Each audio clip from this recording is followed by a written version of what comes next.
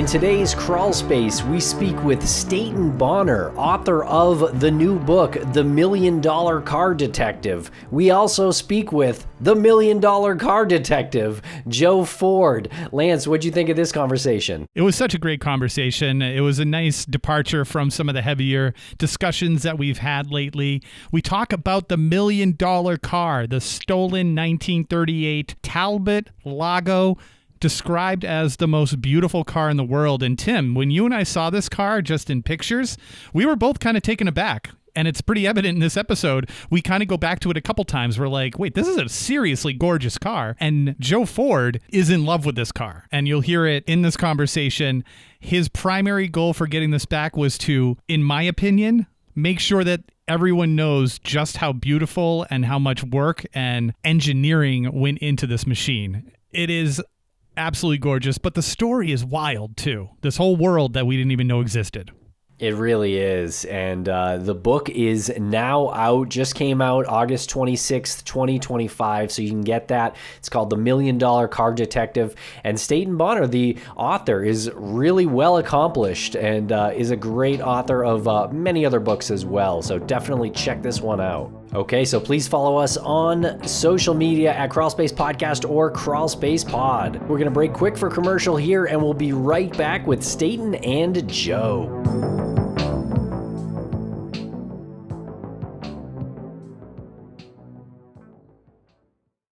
Thanks to our sponsors, and we are back with our conversation about the $1 Million Car Detective. Welcome to the podcast, fellas. How's it going today? Great. Thanks so much for having us. Big fans of the show. Doing good over here. Doing good. Awesome. Well, thank you so much for being fans of the show. We appreciate that. And we are now fans of you guys. Can you introduce yourselves and let the audience know who you are, a little bit about yourselves, so we can start off with some context before we get into the very fun part of this conversation? Absolutely. I'm Stayton Bonner, former senior editor at Rolling Stone magazine. This is my second book. My first one was a USA Today bestseller on a bare-knuckle fighter.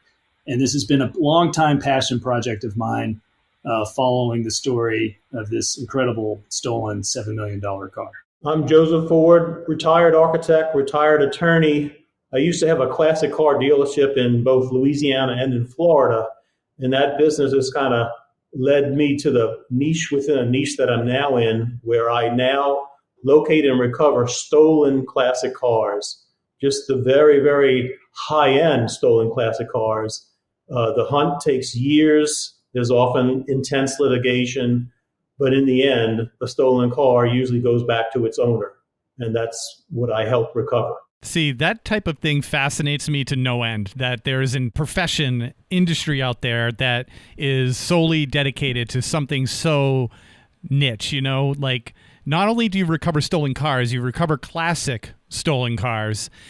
Where does that even begin? How does somebody contact you and how does that typically go? Do they say the car was in my driveway or in my garage, or is there no real like average way that this happens? These are usually thefts that were done 20 or 30 years ago by professional thieves who know they're going to have a battle and know they're going to be lacking paperwork. So they'll hide the car, they'll wait for witnesses and the victim to die, and hopefully they can take it out the closet. They'll maybe generate phony paperwork or just wait till everyone's dead and then come out the closet with the car. And that's when I come in. If I've been in touch with a victim, I'll find out anybody who's had stolen cars that I think are worth chasing. And then I'll get involved. I'll buy an ownership position with the victim and then go after the car full throttle. The pun was very appreciated right there. I got to keep my foot on the gas. Well, one more question on that. Like, where did they hide a car? They have hidden cars underground and they've buried stolen cars. In Switzerland, one guy actually pushed his Bugatti in an insurance fraud claim, pushed his Bugatti into the lake, chained it to a tree. The chain rotted away. Car goes down deeper. Scuba divers find it 50 years later, and they brought it up about 2 years ago. Wow. Typically, though, their cars are hidden. It's kind of like the art theft.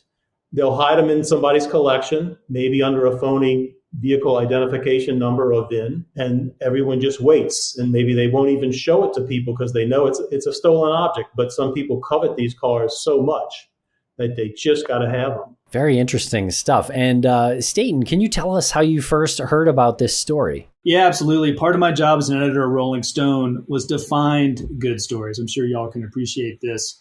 So I used to often scour regional newspapers looking for stuff that could be interesting. And I came across this story in 2018 in a small write-up in a Milwaukee newspaper. And it was just the most amazing story I'd ever come across. In the middle of the night, in the winter night in March 2001 in Milwaukee, 3 thieves break into a factory turned private garage of a local plastics mogul, cut the phone lines, cut the alarm wires, use an overhead crane that is in the garage to move out this 1938 Figoni Falaci Talbot-Lago coupe worth $7 million and called by Rob Report the most beautiful model car in the world. They put it into a box truck and absconded into the night. Fast forward years later, Joe Ford here gets a call in the middle of the night from a disgruntled mechanic in the French Alps. It says, I know the location of this car. I'm unhappy with the alleged thieves, and I want to do something about it. And that sets in motion this incredible chase. I mean, it's like, White Lotus meets Friends and Neighbors meets James Bond and Gone in 60 Seconds into this rarefied world of high-end multi-million-dollar cars that are now considered artworks. And I spoke with the FBI. I've spoken with the alleged thieves. I've spoken with everybody, police. And when this stuff happens, the FBI has a dedicated team for stolen artwork. No such team exists for stolen cars. So they told me they call one guy, and that's Joe Ford. And that's when I reached out to Joe and began the reporting. Can we talk about what this car looks like? Because I like to pretend I know about cars. My father was a mechanic, and all of that knowledge went nowhere with me. I couldn't even tell you where like a carburetor is on a car, but if someone has a noise in their car, I'll be like, that sounds like the carburetor. No clue what that does. But this car looks super cool. And it reminds me of something. Where have we seen this car? Can you describe it? And was it inspired for like a Batmobile at one point? Because it looks really familiar to me. The nickname is a teardrop, and it comes in French. It's a goutte d'eau, and that's a drop of water. And a drop of water is Mother Nature's perfect shape for going through the air. If you had a perfect wind tunnel and you wanted to see what shape the substance would take as it moves through air, it's a teardrop. So this particular car is nicknamed Teardrop because the designers in the 1937, 38 had been experimenting with aerodynamics, and he had learned about the fluid dynamics and effects on air. So as the fenders and the body and all take its cue from the drop of water. And the curves that you'll see sweeping and swooshing go through the air so effortlessly that it's a very quiet car. When you're going, even at 100 miles an hour, the car is quiet because it knows how to get through the air. In fact, if you look at the car, there's no right angles. Yeah, it's an amazing looking car. Like if you had seen this thing in the late 1930s, you would have thought it was a spaceship.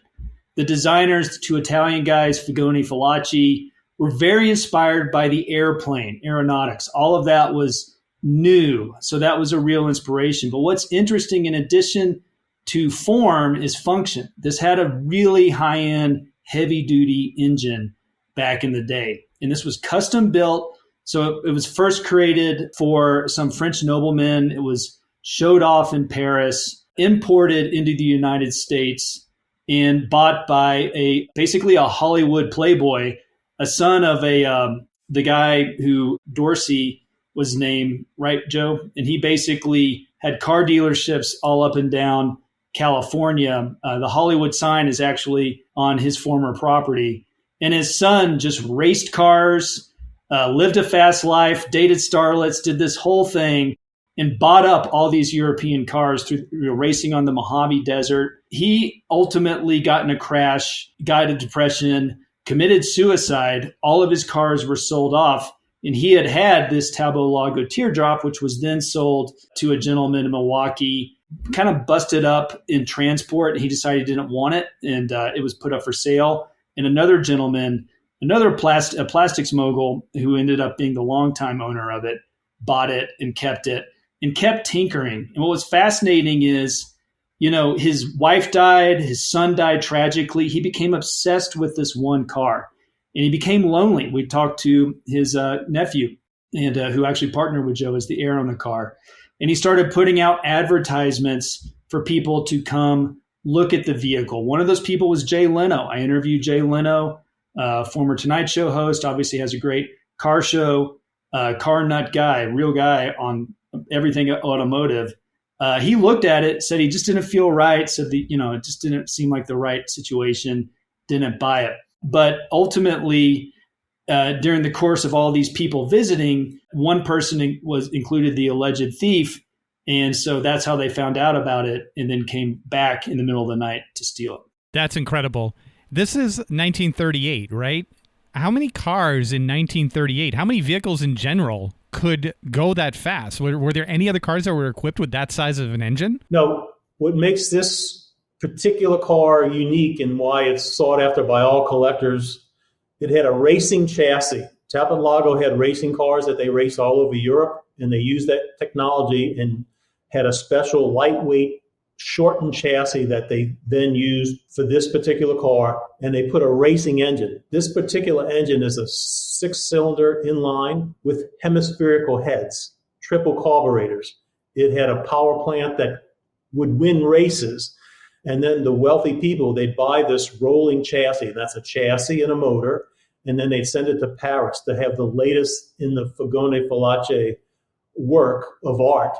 And they would have the body built by them. And it's a wood frame, very curvaceous. Then it's clad in aluminum and sheet metal. And it's very lightweight altogether. And it's actually kind of low profile as well. Like a GT40, it's not much taller than a GT40. And this car with the aerodynamics and the power plant, it was a race car. And in fact, once Tommy Lee in California imported it, he would go race it against the hot rods in California in the late 40s and 50s. And they have pictures of this car and some other teardrops because Tommy Lee loved teardrops and he had 3 of them at one time. He would bring them out to the desert and race against hot rods. They were just so fast. He even took this car on a trail. They got a picture of the car running on a trail against a bunch of other cars. It was a special car with its the way it was built and equipped. Yeah, it's gorgeous. How fast did it go? I think it was just around 115 plus or minus. How much was it worth when it was built? When it was built, it was the cost was a small house because you were buying a chassis engine from the factory. Then you were having a custom coach builder add the body. And I'm told it was 8,000 to 10,000 hours of time to build the body. In fact, if you look at the wood frame, you really hate to cover it with sheet metal. It is so beautiful because of everything's curved or elliptical. The only right angles you'll find, I think, are in the windshield. It came from the airplane when they would do a stressed skin structure on an airplane. You'll never see right angles. They always cut oval holes or circular holes. Same technique applied to keeping the sheet metal stressed and strong where you wouldn't have cracks and stress points. Were there any other vehicles that existed around this time that could be compared to that, or was this like truly a revolutionary design? Truly revolutionary.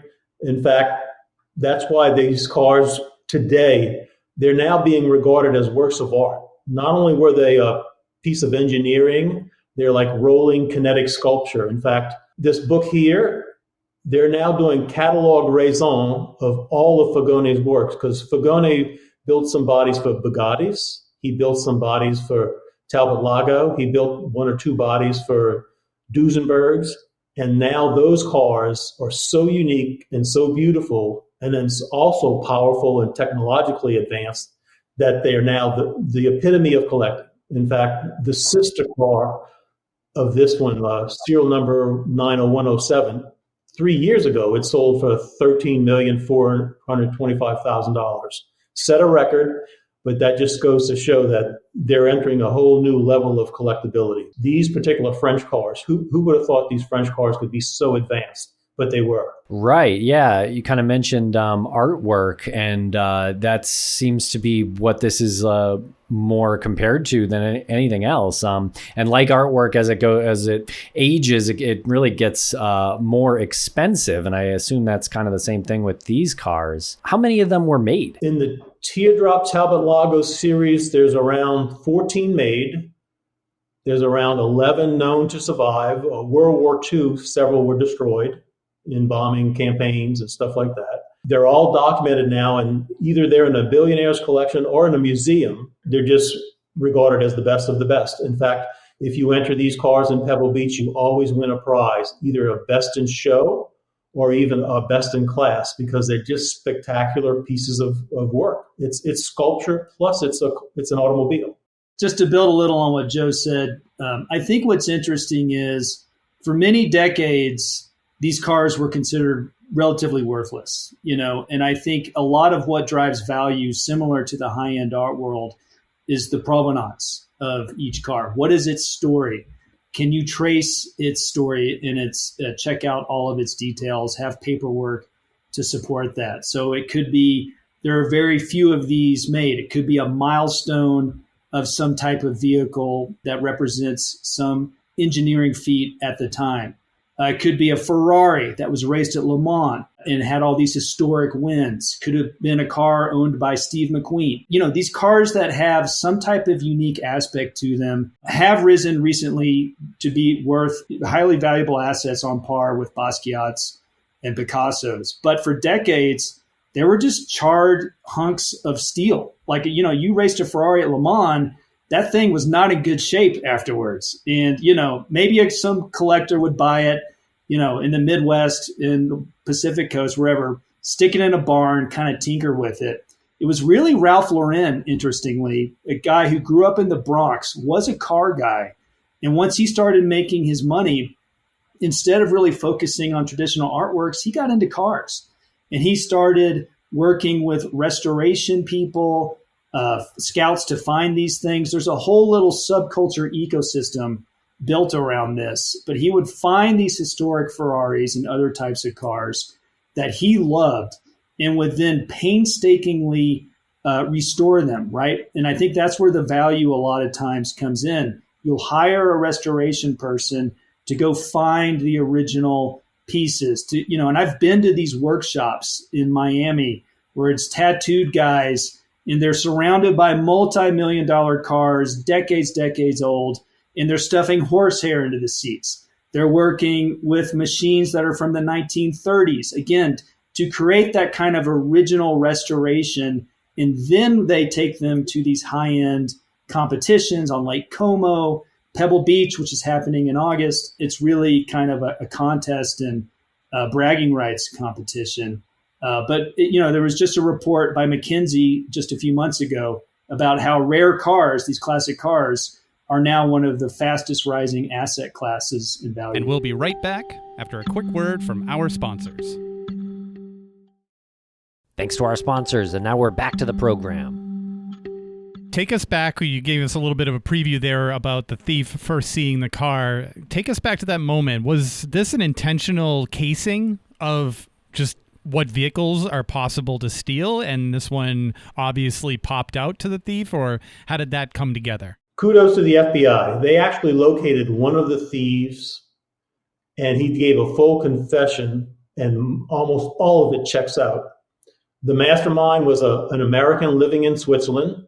He knew that this car was offered for sale and was in the hands of an 87-year-old man, and he recruited the guy who confessed to help steal the car. He recruited a third guy from some bar in Miami, and they actually had photographs of the building, photographs of the front door lock, and developed a plan where they flew to Milwaukee. One drove a box truck, two others flew to Milwaukee. They cased the joint, and then on a Saturday, they waited outside till around midnight, and then the guy who confessed to the theft drilled out the lock of the office door and put in a brand new cylinder in the office door so you couldn't tell that's where the break-in occurred. And they went in through that door, and the car was stored in the very back of a warehouse surrounded by heavy plastics injection molding equipment.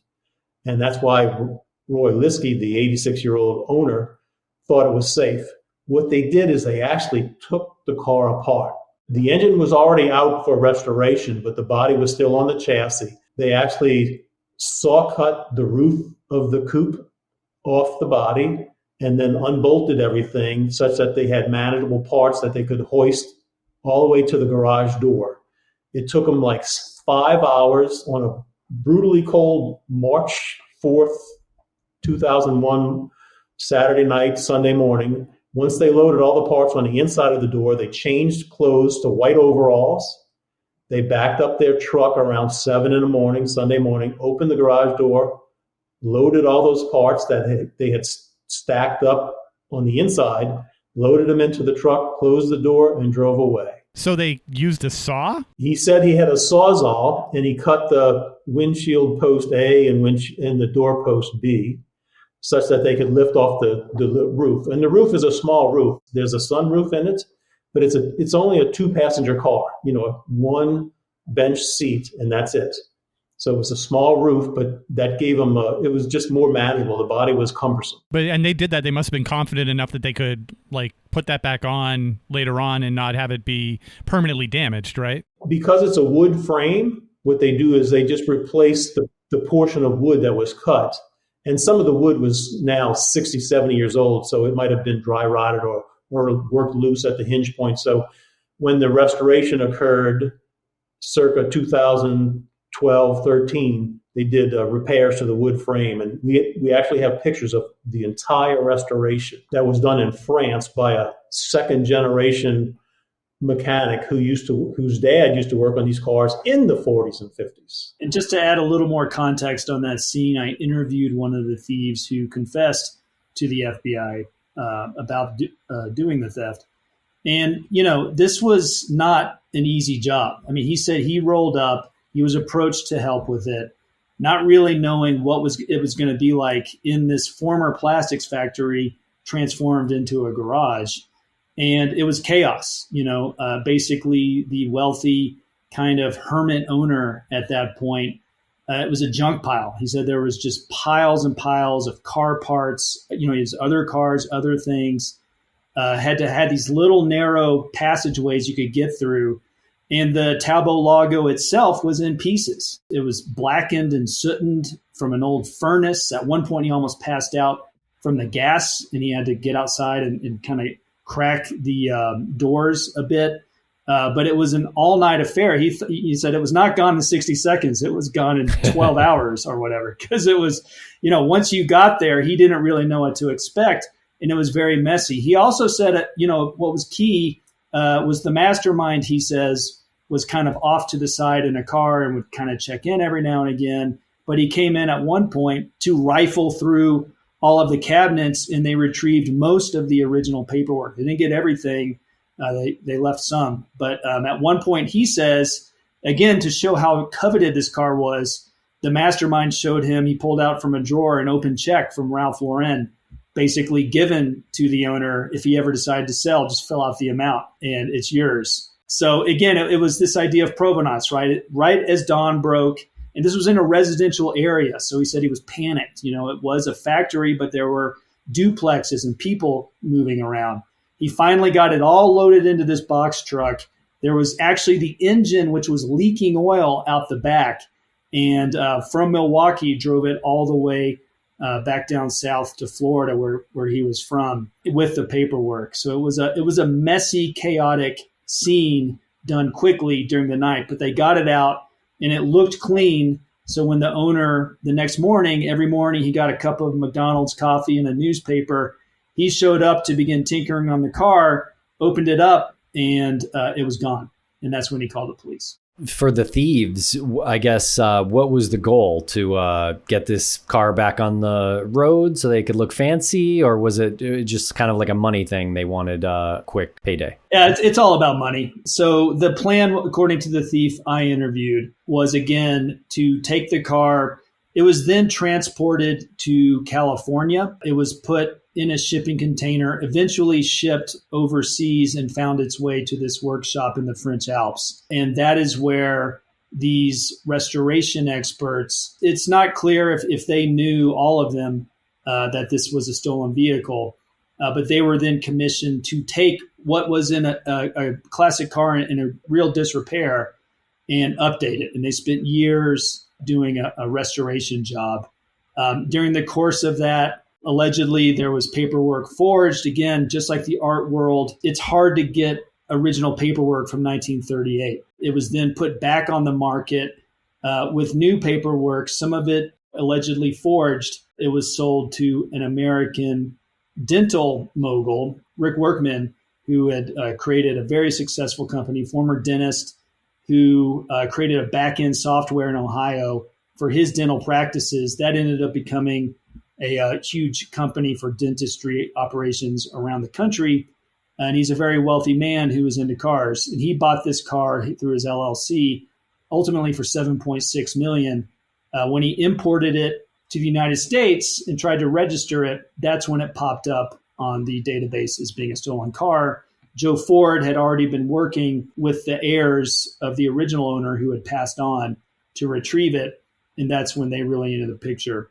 But Joe, do you want to offer more insight from your perspective? I'm now in litigation with the LLC of the Dr. Richard Workman, the ultimate buyer. We've been litigating for 7 years now, almost 8 years. When you litigate against somebody who has a deep war chest, it's tough. He hires a large law firm out of Chicago. I got a small boutique law firm out of Milwaukee. And it's just taken years and years. But during discovery, we found out some very interesting things. We found out that the LLC knew the Swiss-American seller was a convicted felon. They knew it ahead of time. We found out that they accepted a certificate of title that was obviously forged with a signature and a notary stamp because it had the owner's signature dated 5 months after he had died. The notary stamp was dated after his death, so you know it was applied afterwards. Further, that title came from Roy Leisky, not Richard Muller, not the seller in Switzerland. So it didn't even match the guy who purported to say, no, I have the right to sell it here in Switzerland. The icing on the cake for me is the LLC. They bought it August 27, 2015. They bring it back to the USA. They wait over a year before applying for a certificate of title. So it signals to me that they knew they had issues. They knew something was wrong. And Illinois law requires you, if you buy a car in Illinois, you need to apply within 20 days of purchase. So here they are waiting over a year and not following law. Because had they followed the law, they would have been popped real quick when memories are fresh, when you can still probably go trace back the money from which bank and all that kind of good stuff. Instead, they waited over a year, and I find that highly suspicious. What takes so long in litigation when all of those things are lining up? I know it's circumstantial, but the law firms that this person has hired, are they that good? Like, how is it taking so long? They have raised every defense possible. They started with a statute of limitations defense where they said it's too old. In Wisconsin, if you didn't sue within 6 years, you lose your right to sue. They won that at trial court, so the judge made a mistake at trial court. Then I won at the appeals court, and then they appealed the appeal to the Supreme Court of Wisconsin, and I won that there as well. And basically it was like, when it comes to stolen property, there's not a statute of limitations because you don't know who to sue. You got 6-year window to sue, but if you don't know who to sue, it's not covered. We win there, but that took 3 or 4 years just to get through that appeal process and Supreme Court process. And then we head back to trial, and then we go through discovery, and that's when we find out what really went on, and we get to see all these documents and see what really went on. Very suspicious deal. And they've been fighting every twist and turn. And this, I always tell my partner, Richard Muller, he recently died. I said, Richard, it's like a race course. There's going to be twists and turns, and we just got to move. It's the court system. You can't speed it up. You can't jump ahead 3 moves. And he goes, why? We won in the Supreme Court. Why are they still fighting? I said, they got money to waste. They're just trying to burn us out. I think it's an abusive process to just litigate without merit. The courtroom is for genuine disputes. There's no genuine dispute of ownership here. They never got ownership from the thief, so they have no claim to title. But they're making me jump through every legal hoop, and it takes years. So Dr. Workman did not agree to be interviewed. I did get a couple of statements from his representatives, but basically based on my interviews with investigative authorities on this. I mean, he bought a car in good faith, and then it turns out once you try to register it, it's stolen. It's at that point of realization that, again, according to people I've interviewed, most people of that wealth status, hundreds and hundreds of millions of dollars reportedly, typically just say, okay, I'll write off the loss and go after the alleged thief. What is unusual is that he has decided to litigate this and claim the retaining of ownership. Again, most people of that wealth don't want to be in the news about having bought a stolen car. They don't want people to know they even have a car collection because they don't want people coming after them in other ways potentially for that. So I don't know his motivation. Others have conjectured. I mean, he's definitely a classic American success story. Grew up the son of farmers in Ohio, total self-made man, was really always into cars, and now that's his passion.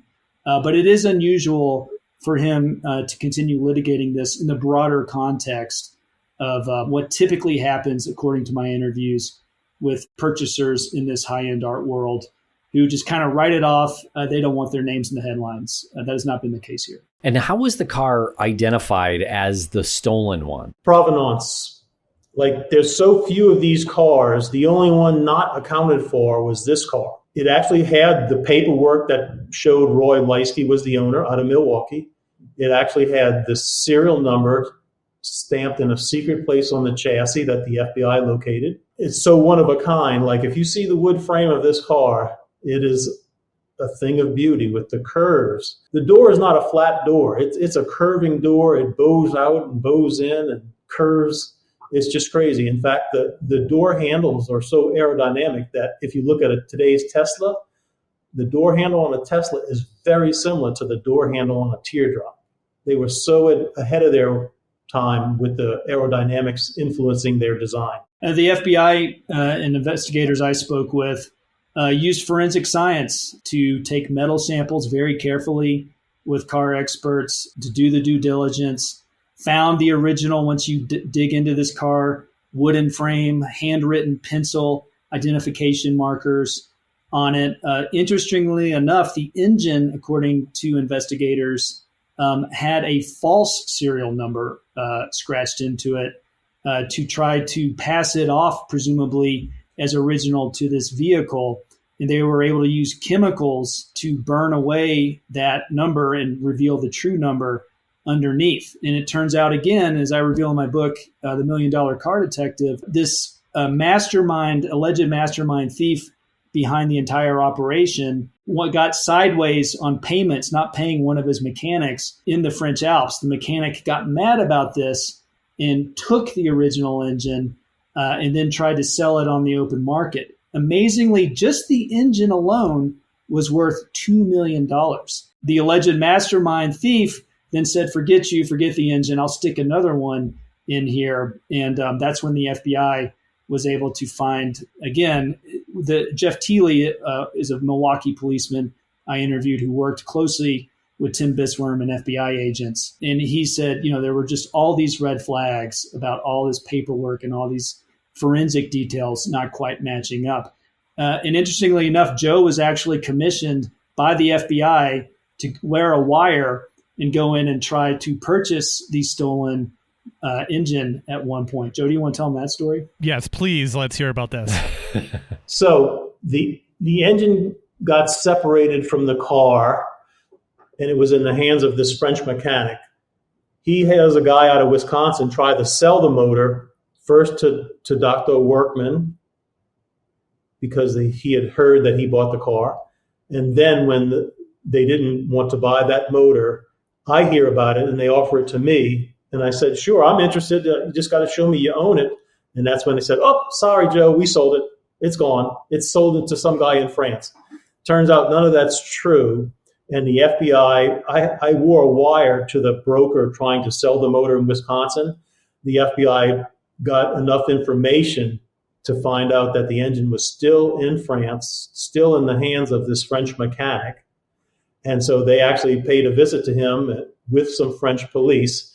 They read this French mechanic, the Riot Act, and then he coughed up everything. And he even crated it in a wood crate for the FBI, and now he's like buddy-buddy with the FBI because he realized it's a stolen engine. You can't keep it. You got to give it up. And I think what's interesting about that is, look, on the surface of this is a high-end world. These multimillionaire billionaires who do restore these multi-million-dollar, $20, $30, $50 million cars, it's bragging rights for them to go to these car competitions, concours, d'elegance, they are called. It's cocktail parties, it's kind of prestige races, it's auction events. But beneath the veneer of that high-end, super privileged world, there's a dark criminal underbelly. And what is interesting is I talk to other people, you have these cars and they're in the hands of these mechanics and all of these other people who are of substantial less wealth than the owners of the vehicles and obviously pieces themselves. Most of these people are obviously good, upstanding people, but there are some who will take advantage of that situation. One owner told me your car's in a very vulnerable space when it's being taken apart and worked on by a team of mechanics. And sometimes parts are taken out, or even sometimes fabrications are made where they'll pencil or, create a copy of the vehicle itself, use an original car as a copy, and then sell that copy, claiming it as an original vehicle to unsuspecting buyers. Again, forging paperwork. Again, these cars from the mid 20th century, no computers, pretty sketchy paperwork, and it's rife with fraud. In fact, what is it, the old saying, Joe, about the gull wing? That's pretty funny. Let's see. About Mercedes special roadsters. The factory only made 19 of them, and all 26 have survived. Yeah. So this is happens. And I talked to various people, gentlemen in Texas, for instance, oil and gas man who just loved cars, and had actually, he claimed, been defrauded by this same mastermind thief years ago. Purchasing a vehicle, claimed to be one thing, turned out not to be. The alleged thief said, no problem, let me take that for you and fix it, and then disappeared in the night.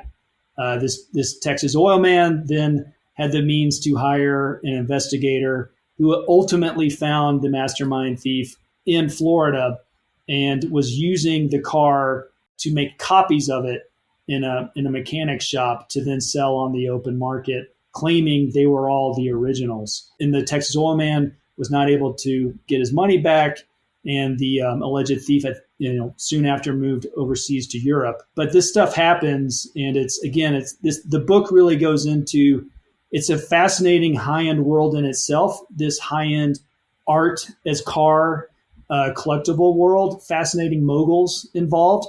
But again, just as with fake artwork in every other type of art, this happens with classic cars. And we really go into it in multiple different stories within the book. In the process of litigation, I was able to prove with this car to a legal certainty that it's the original car. The wood frame, you can't duplicate old wood. So there was a couple of patch pieces, but most of the wood was the original old wood, which is now almost going 90 years old now with the oxidation and all that stuff. And then the FBI, like Stayton said, the FBI actually did a metal shavings test. They drilled some shavings out of the chassis and compared it to drilled shavings from another known undisturbed Talbot-Lago, and they got a complete match, at a molecular level for the metal of the chassis. So with those two things, we were able to prove beyond any reasonable investigation that it's the real McCoy for this car. And we'll be right back after a quick word from our sponsors. Thanks to our sponsors, and now we're back to the program. Do you mind giving us a little bit of a background as to where you were at just in your life, Joe, or when this all happened? Because that's a big part of the story, where you were at. I was in the middle of recovering a stolen Ferrari that was later sold to Les Wexner for around $18 million. It's a Ferrari race car. And that fight was so public and so intense. I litigated in Ohio, in Florida, and sadly, even in London about this car. And that's when this mechanic started to help me and give me the lead about this stolen Talbot-Lago out of Milwaukee.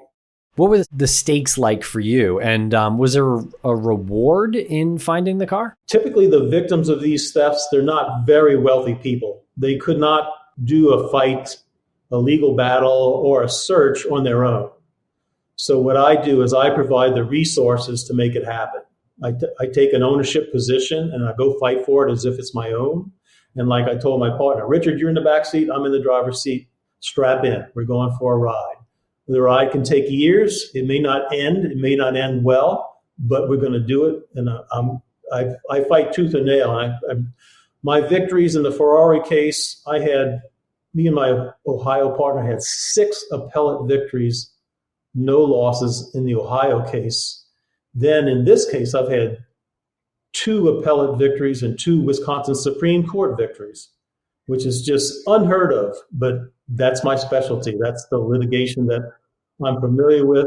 I know how to handle the experts. I know how to do a good analysis as an expert. It's my cup of tea. This is my wheelhouse. No one else is going to be there like I am. One lawyer in the rare car world I interviewed called Joe a bounty hunter.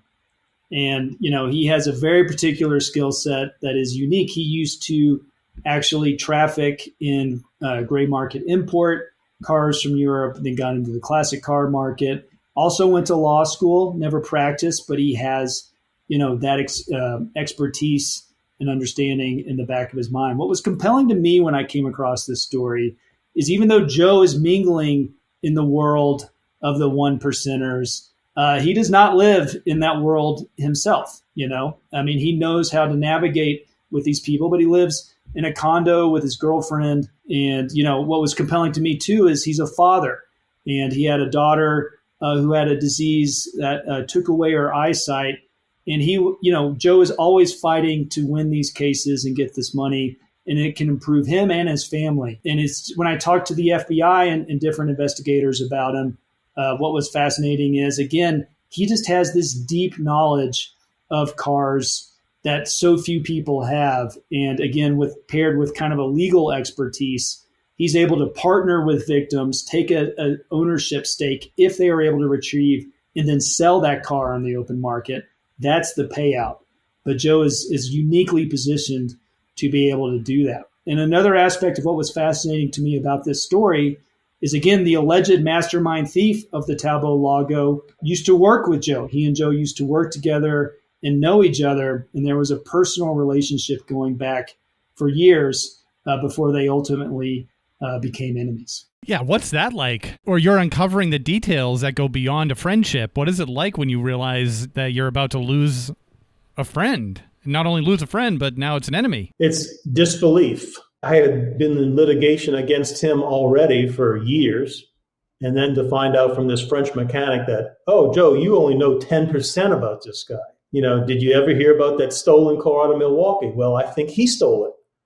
And so what I did is I just got on the phone to Richard Muller, and that's the heir who inherited the rights to it when it was stolen. And I said, Richard, did you sell the rights to this teardrop on behalf of the estate to some guy out of Switzerland? And he goes, no, we never saw the car, never recovered it. It's been gone. We've been waiting to hear about it.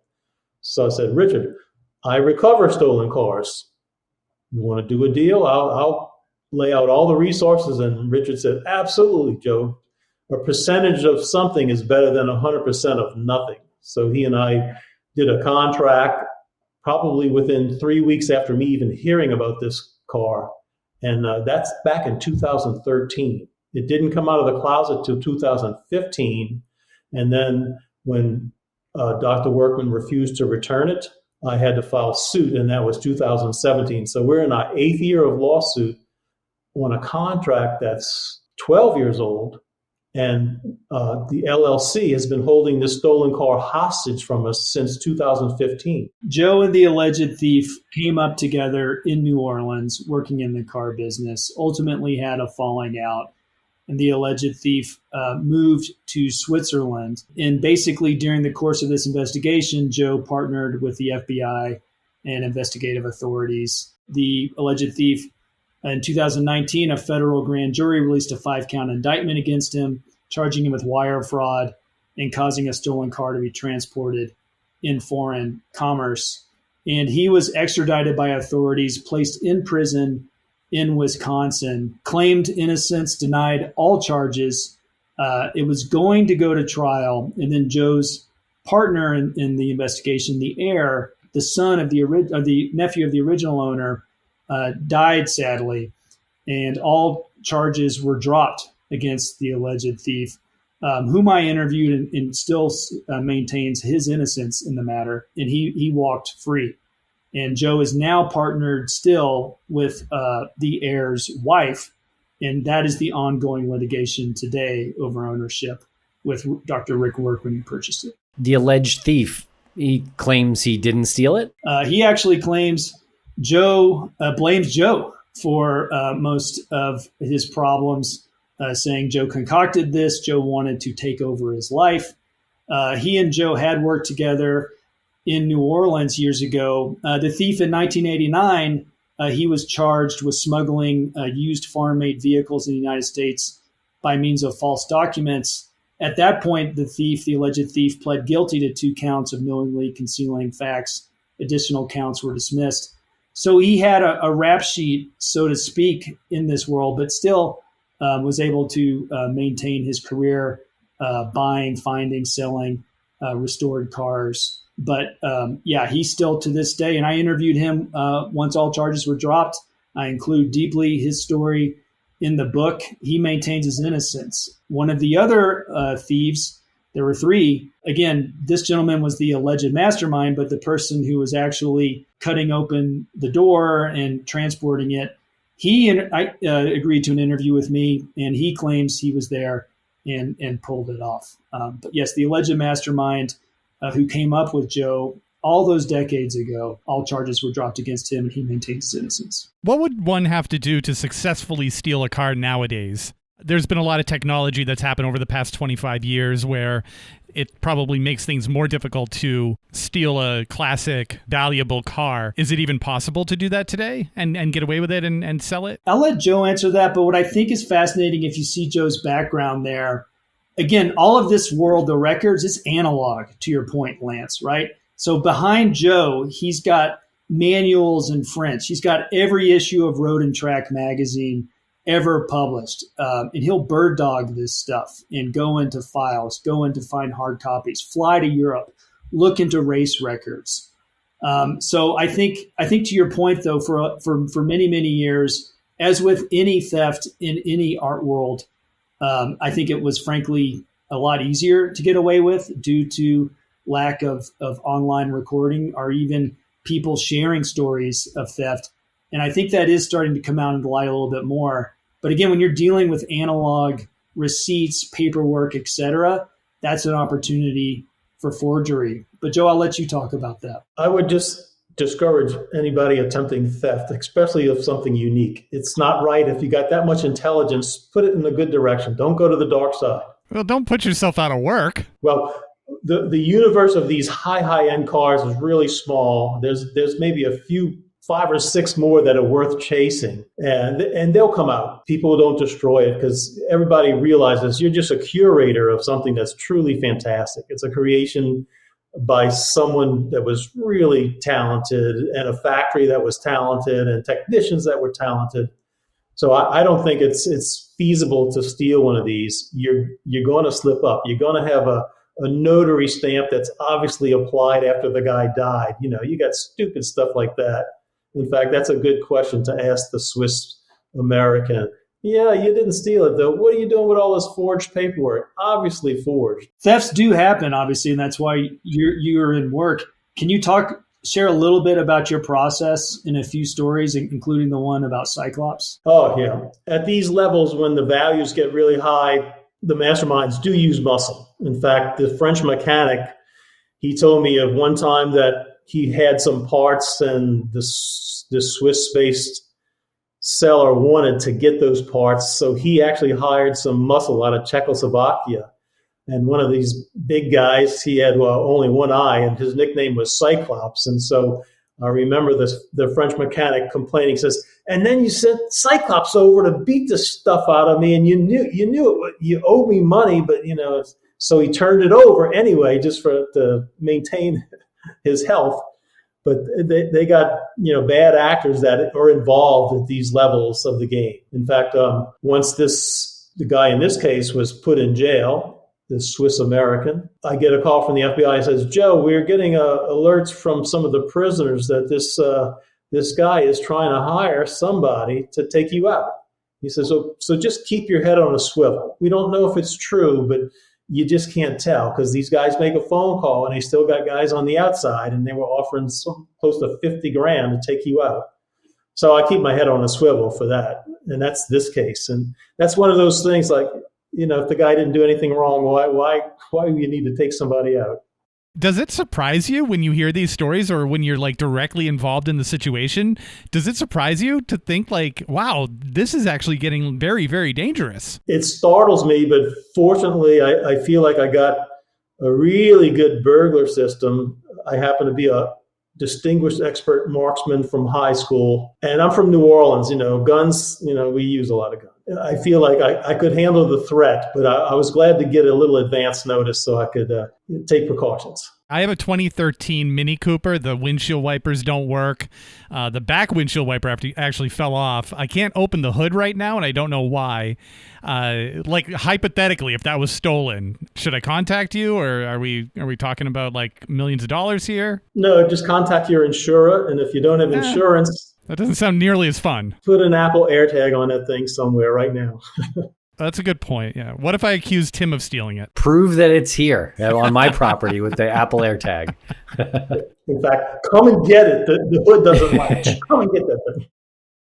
Now, Joe, you work so closely with cars, and your last name is one of the more popular cars. Does anyone else find that ironic? They always ask me, and of course, the next question was, well, what do you drive? Well, I drive a Ford Explorer, but I will say it used to be a Chevrolet Blazer. So. But then you had to change your name. Yeah. So what's next for you guys? This is such an amazing story, and again, I love it when we have a topic that I never knew existed. We get to talk about something like that. It's so fascinating. Is there something else on the horizon? Are you guys gonna pair up for something else, or what's happening in the future? Well, right now we're busy. I'm busy, just talking with people about the book, getting it out there. It's fascinating, though. It's a world I had no idea even existed. Kind of as Joe at one point told me, a niche of a niche. And it's just this super high-end world with this criminal underbelly. But what was really compelling to me, I wasn't particularly a huge car guy. Getting into this was the personal stories of Joe and the alleged thief having this falling out, of Joe doing this work, the process, doing it for his family. And then the cars, in addition to the Talbot-Lago, which is the main backbone of the story, there are multiple other stolen car cases that I chronicle, including a new theory on the most famous stolen car in the world, the 1964 Aston Martin DB5 from the film Goldfinger. James Bond's car, the stunt car, which has been the host of a series of podcasts and documentaries, was stolen from Florida in a similar fashion.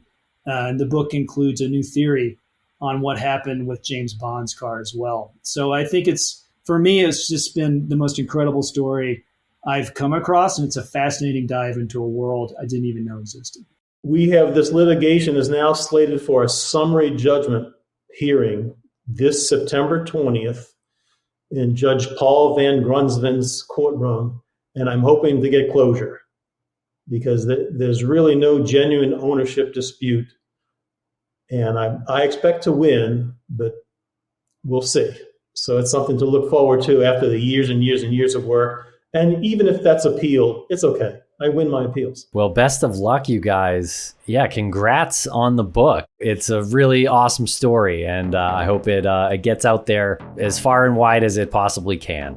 Blackstone has been the most amazing publishing partner. I love the entire team. So grateful to them. But yeah, the $1 Million Car Detective available for purchase online, and you might just win your own mini Talbot-Lago in the process. But thank you guys so much for having us.